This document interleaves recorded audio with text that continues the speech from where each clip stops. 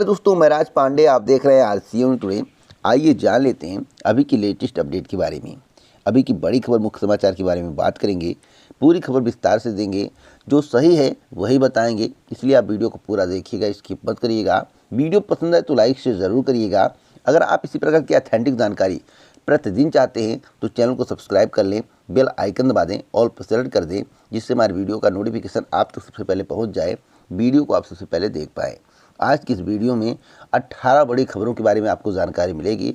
Video को अंत तक देखेंगे तभी बात आपको समझ में आएगी। अगर आप वीडियो को स्किप करके देखेंगे तो आप कुछ भी समझ नहीं पाएंगे, इसलिए आप वीडियो देखना ही बंद कर दीजिए अगर आप वीडियो को पूरा नहीं देख सकते हैं। सबसे पहले मैं बात करूंगा यूपी टीईटी पेपर लीक को लेकर। देखिए, परीक्षा कब होगी इसके संबंध में इस वीडियो में अभी आपको जानकारी मिलेगी, लेकिन आज के समाचार पत्र में जो खबर आया है उसके बारे में चर्चा करूँगा।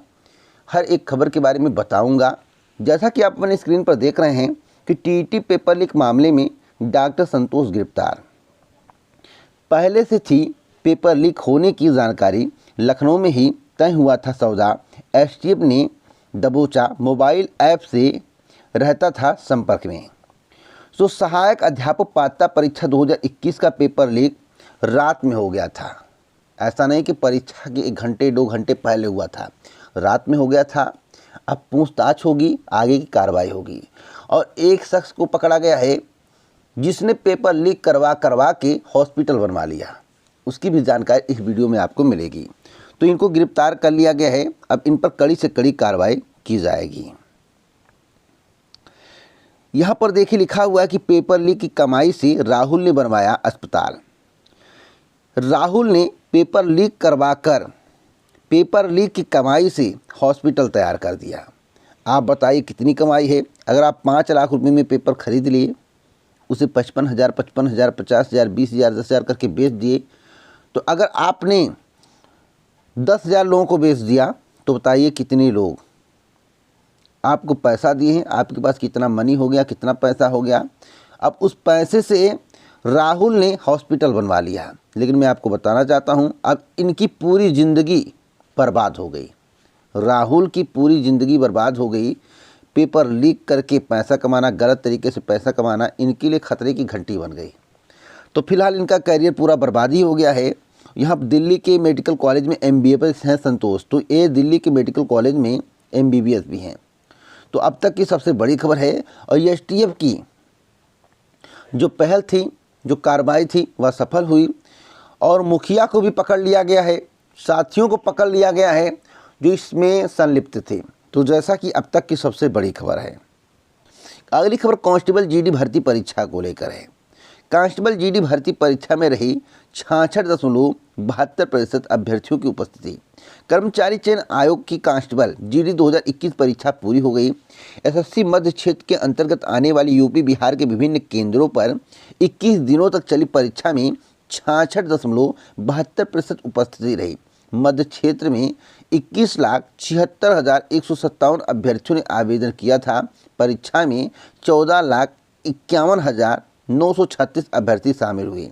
उत्तर प्रदेश में 15,30,832 में से 10,37,909 अभ्यर्थी, बिहार में पंजीकृत 6,45,325 में से 4,14,027 अभ्यर्थी इम्तिहान में बैठे परीक्षा में शामिल हुए। अगली अपडेट है अनुपूरक बजट को लेकर। आज अनुपूरक बजट पेश होगा, सरकार के द्वारा पेश किया जाएगा। सवाल है कि युवाओं के लिए क्या होगा, किसानों के लिए क्या होगा, आम जनता के लिए क्या होगा। तो आज के अनुपूरक बजट में आपको देखने को मिलेगा। कहा जा रहा है कि युवाओं के लिए तोहफा होगा, किसानों पर फोकस होगा क्योंकि चुनाव 2022 नज़दीक है। मैं आपको बताना चाहता हूँ कि 30,000 करोड़ रुपए का हो सकता है प्रदेश का अनुपूरक बजट। तो युवाओं को नौकरी चाहिए, युवाओं को रोजगार चाहिए। इसके बारे में सरकार कब बोलेगी, कब कहेगी कि हम युवाओं को रोजगार देना चाहते हैं, हम युवाओं को नौकरी देंगे, इतनी वैकेंसियां आने वाली हैं, जो पेंडिंग वैकेंसियां वो पूरी होंगी, इसके बारे में सरकार कुछ भी बोलने को तैयार नहीं है। तो सरकार की मंशा साफ झलक रही है। केवल विधानसभा चुनाव प्रचार हो रहा है। विधानसभा चुनाव ना होता तो आपकी एक भी मांगे पूरी नहीं होती, मैं गारंटी से कह सकता हूँ। सरकार को ऐसा लगने लगा है कि वह हमें झटका दे सकता है। सरकार को ऐसा लगने लगा है कि किसान हमें झटका दे सकता है, तो किसानों के कृषि कानून बिल को लेकर जो आंदोलन था वह समाप्त कर दिया गया। कृषि कानून बिल वापस कर लिए गए। इधर युवाओं में भी गुस्सा है, रोष है, क्योंकि भर्तियां कंप्लीट नहीं हो रही हैं, भर्तियां अनकम्प्लीट हैं उत्तर प्रदेश की। और जहाँ जहाँ बीजेपी की सरकार है वहाँ वहाँ यह स्थिति है। तो उत्तर प्रदेश के युवा काफ़ी नाराज़ हैं और उत्तर प्रदेश का रास्ता केंद्र तक पहुँचता है। और बीजेपी चाहती है कि उत्तर प्रदेश में अगर हम जीत जाएं तो केंद्र का रास्ता साफ हो जाएगा। तो बीजेपी के लिए बहुत बड़ा संकट है अगर नई भर्ती का विज्ञापन जारी करके चुनाव से पहले कंप्लीट नहीं किया गया, पुरानी भर्तियों को कंप्लीट करके ज्वाइनिंग नहीं दिया गया, तो फिर सरकार नहीं बनेगी। अगर सरकार बनती है तो आपके भविष्य और आपके पैर पर कुल्हाड़ी है, इस जान लीजिए। मैं आपको हकीकत बता रहा हूँ। या तो सरकार पूरे काम कंप्लीट करा दे, अरे पूरे नहीं करा पाते तो 95%, 90% काम कंप्लीट करा दे, ज्वाइनिंग दे दे, भर्तियां निकाले, विज्ञापन जारी कर दे, आवेदन करा के परीक्षा करवा ले, तो मैं मान लूँगा कि सरकार का कार्य सराहनीय है। लेकिन सरकार के द्वारा अगर ऐसा नहीं किया जाता है तो आप बेरोजगार हैं, आप युवा हैं, आप प्रतियोगी परीक्षाओं की तैयारी कर रहे हैं, तो आप सोच सकते हैं कि सरकार आपके बारे में क्या सोच रही है। अगली अपडेट है राज्यकर्मियों को लेकर। राज्यकर्मियों को अब 31% महंगाई भत्ता मिलेगा। 28% का ऐलान हुआ था, 3% बढ़ा दिया गया है, तो अब 31% महंगाई भत्ता मिलेगा। इससे 16 लाख कर्मियों को फायदा होगा। अगली अपडेट है एएनएम भर्ती को लेकर। इस चैनल के माध्यम से पूरे यूट्यूब पर सबसे पहले जानकारी आपको दी गई थी कि एएनएम की भर्ती सबसे पहले आएगी, उसके बाद लेखपाल भर्ती का नोटिफिकेशन आएगा। परसों ही मेरे द्वारा बताया गया था आपको कि एएनएम की भर्ती आने वाली है, कल भी नोटिफिकेशन आ सकता है, अगले सप्ताह भी आ सकता है, तो अगले सप्ताह तक किसी भी हाल में आ जाएगा। तो आपके समक्ष कल नोटिफिकेशन आ गया, मेरे द्वारा पहले जानकारी दी गई थी, इसलिए मेरे द्वारा उसके संबंध में वीडियो नहीं बनाया गया, क्योंकि एक बार जो जानकारी मैं दे देता हूँ उसके बाद वीडियो नहीं बनाता हूँ, क्योंकि मुझे ऑथेंटिक जानकारी चाहिए और मैं ऑथेंटिक जानकारी कलेक्ट करने के बाद आप तक पहुँचाता हूँ। तो एएनएम भर्ती में सभी आवेदन कर सकते हैं, 25-25 रुपये सबसे लिया जाएगा। बाद में शार्ट लिस्ट किया जाएगा, उसके बाद एक और फीस निर्धारित की जाएगी, जहाँ तक मुझे जानकारी है।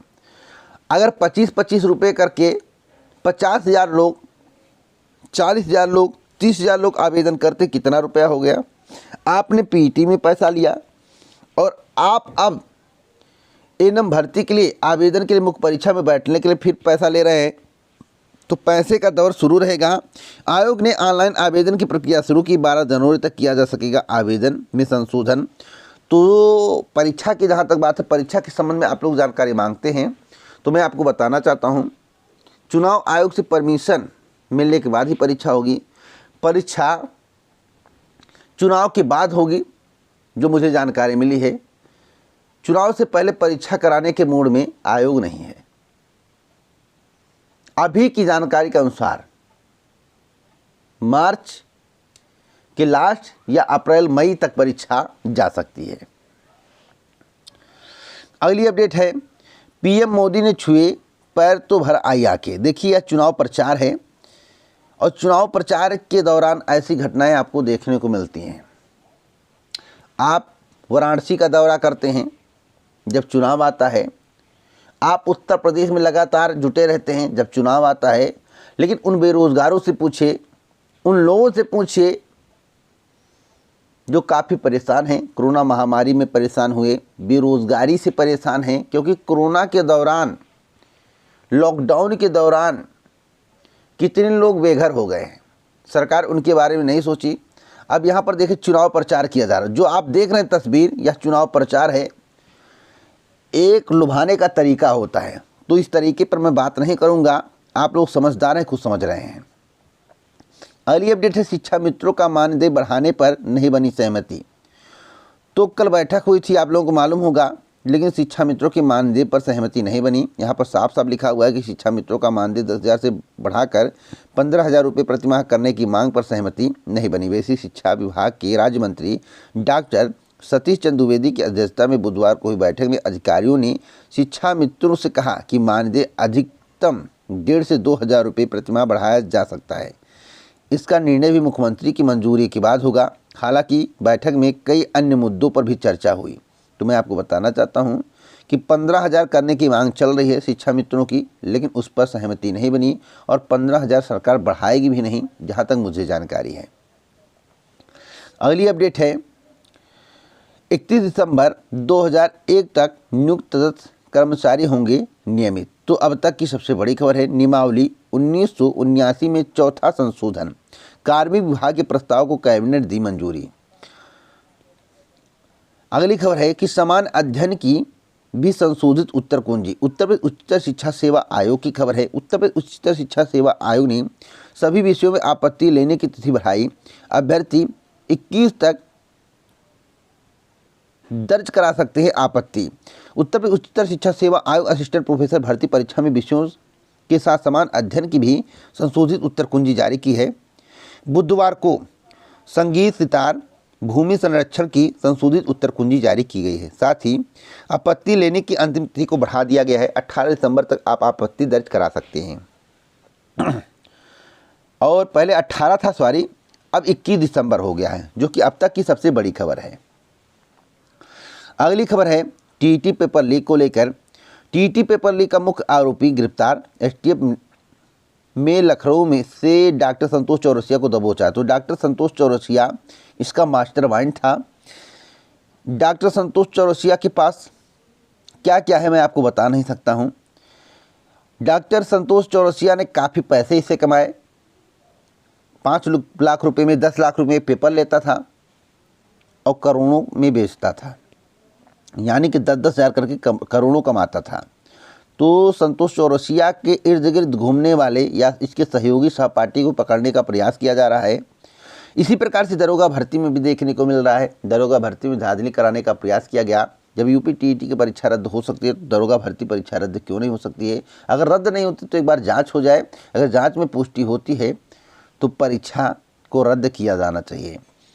तो मैं आपको बताना चाहता हूँ परीक्षा कब होगी। देखिए, परीक्षा के संबंध में 23 जनवरी को प्रस्ताव भेजा गया है, यानी कि 23 जनवरी को परीक्षा कराने की तैयारी चल रही है, जनवरी के अंतिम सप्ताह में। लेकिन चुनाव आयोग के परमिशन के बिना परीक्षा नहीं होगी। देखिए, कोई भर्ती परीक्षा नहीं है, चुनाव आयोग परमिशन दे भी सकता है, लेकिन चुनाव आयोग से परमिशन लेना पड़ेगा, क्योंकि कैंडिडेट की संख्या अधिक होने के कारण परीक्षा में कर्मचारी अधिकारी का अभाव रहेगा। डीएम साहब, पर्यवेक्षक जितने बनाए जाते हैं सब चुनाव ड्यूटी में लगे होंगे, जिसके कारण परीक्षा समय पर हो पाने की संभावना कम दिख रही है। अगली अपडेट है ग्राम प्रधानों को लेकर। जैसा कि चैनल के माध्यम से अभी 3 दिन पहले बताया गया था, कल भी आपको बताया गया था कि ग्राम प्रधानों, ब्लॉक प्रमुखों व जिला पंचायत अध्यक्षों का मानदेय बढ़ेगा, उसे बढ़ा दिया गया है। कितना कितना बढ़ाया गया, यहाँ पर पूरा जिक्र किया गया है। मुख्यमंत्री योगी आदित्यनाथ ने ग्राम प्रधानों का मानदेय 3500 से बढ़ाकर 5,000 कर दिया है।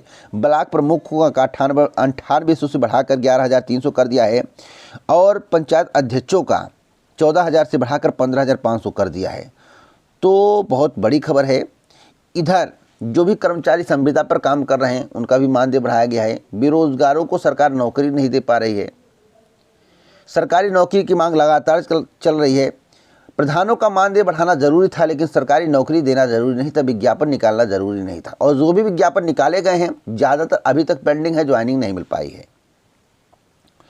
अगली अपडेट है कि परिषदीय स्कूलों में शिक्षक भर्ती पर निर्णय जल्द लेगी सरकार। जैसा कि मैं आपको बता दूं, विभाग की सचिव ने आंदोलनरत अभ्यर्थियों को दिया आश्वासन। देखिए, आश्वासन से कुछ नहीं होता है, आश्वासन हमेशा कोरा कागज सिद्ध होता है। और मैं आपको बताना चाहता हूं कि जब बीजेपी का घोषणा पत्र आएगा तो इस बात का जिक्र जरूर होगा कि अध्याचन प्राप्त हो चुके हैं, प्रक्रियाएं पूरी कर ली गई हैं, सरकार बनते ही इतने पदों पर बम्पर भर्ती की जाएगी। तो भर्ती की जाएगी, अब कब की जाएगी? चुनाव के बाद 2022 में की जाएगी, 2023 में की जाएगी, 2024 में की जाएगी, 2025 में की जाएगी, कब की जाएगी इसका जिक्र नहीं रहेगा। तो आप भ्रमित हो जाएंगे और पुनः सरकार आ जाएगी तो आगे क्या होगा आप लोग सोच सकते हैं। या तो सरकार के द्वारा इसी समय नई प्राथमिक शिक्षक भर्ती का विज्ञापन जारी किया जाए, अन्य भर्तियों का विज्ञापन जारी करके प्रक्रिया को आगे बढ़ा दिया जाए, तो मैं मान लूँगा कि सरकार के द्वारा अच्छा कार्य किया जा रहा है। तो 97,000 शिक्षक भर्ती को लेकर महानिदेशक व सचिव अनामिका सिंह ने आश्वासन दिया है कि कमेटी रिपोर्ट आ चुकी है और जल्द ही नई प्राथमिक शिक्षक भर्ती पर सरकार के द्वारा निर्णय लिया जाएगा। तो भैया आप लोग वेट करिए, जो मुझे बताना था बहुत पहले मैं बता चुका हूँ, भर्ती आएगी या नहीं मुझे तो नहीं लगता भर्ती देंगे। अगर भर्ती देंगे तो आवेदन करा के छोड़ देंगे और 23-24 में पूरी होगी, इतना मैं गारंटी के साथ कह सकता हूँ। तो इसी प्रकार की ऑथेंटिक जानकारी अगर आपको चाहिए तो आप हमसे जुड़िए। जुड़ने के लिए चैनल को सब्सक्राइब करें, बेल आइकन दबाएं और प्रेस कर वीडियो को लाइक शेयर करना मत भूलें। जय हिंद, जय भारत, नमस्कार।